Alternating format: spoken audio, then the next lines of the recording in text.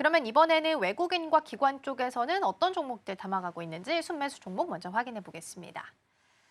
자, 외국인 쪽에서는 SK하이닉스가 1등입니다. 그런데 반대로 외국인 순매도로 봤을 때는 삼성전자가 1위입니다. 그래서 외국인은 여전히 SK하이닉스는 긍정적으로 좀 보는 것 같고요. 매도 쪽에 있는 걸 봤을 때는 삼성전자는 일단 SK하이닉스 대비해서는 조금 더 안 좋게 보고 있는 것 같고요. 공통으로 담아가는 종목 중에 하나가 두산에너빌리티입니다.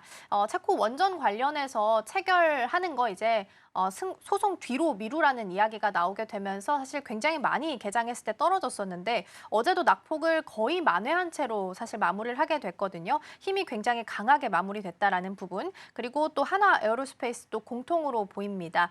어제 이제 시총 5위로 올라오는 모습도 보였죠. 오늘 오랜만에 반도체 IT 쪽으로 시세가 좀 몰리다 보니까 그동안 잘 갔었던 방산 쪽에서는 약간의 쉬어감이 오늘은 좀 포착이 되고 있지 않나 싶습니다. 그리고 이제 어제는 대한항공 쪽 환율 좀 떨어지면서 강세 보였다라는 부분도 함께 체크를 좀 해드리도록 하겠습니다. 자, 그러면 두산 에너빌리티 이 종목부터 확인을 해보겠습니다. 일단 이제 원전 관련해서 체결은 소송 이후로 미뤄서 뒤에 한다라는 게 가장 큰 골자입니다. 그래서 빠르면 수개월이고요. 만약에 좀 늦게 되면 연 단위가 좀 넘어갈 수도 있어서 우려감이 좀 커지긴 합니다.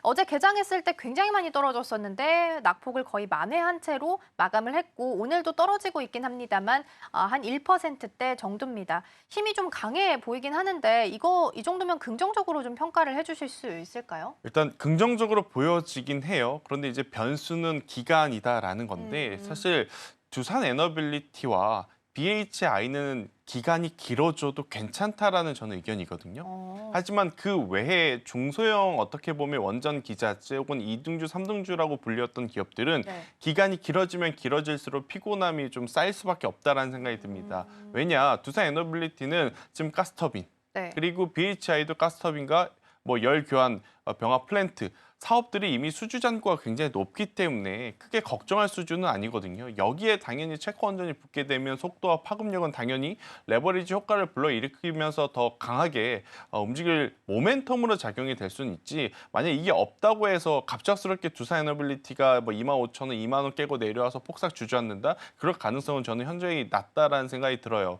결국 여러 가지 이제 여러분들도 이제 많은 매스컴을 통해서 자료들을 보셨을 텐데 시간이 필요함은 공통적입니다. 그런데 네. 이 시간은 참 두산 에너빌리티 탓을 하기도 혹은 BHI를 비롯한 원전주 탓을 하기에도 굉장히 좀 속이 쓰리죠. 네. 이들이 잘못한 게 아니라 체코 내부적으로 지금 여러 가지 이슈들이 있는 것 같아서 벌어진 일이라. 그런데 체코도 지금 원전을 짓고자 할 때 우리나라를 선택한 이유가 크게 두 가지라고 저는 보거든요. 일단 첫 번째로는 우리나라가 유럽에서 봤었을 때 가장 가격적으로 메리트가 있는 것은 확실합니다. 프랑스 대비 입찰할 때 25에서 30% 정도 저렴한 가격이 들어갔기 때문에. 그리고 두 번째는 뭐냐면 제가 전에도 한번 이야기 드렸지만 우리나라 방산가 혹은 원전주들이 해외에서 인기 있는 이유는 딱 하나입니다. 납기일에 맞춰줄 수 있는 생산력. 그 기준으로 본다면 지금 체코가 원하는 시기에 원하는 원전 설립 그 시기가 있을 거예요. 근데 그게 지금 계속 늦어지는 거거든요. 결정이 안 되면 안 될수록.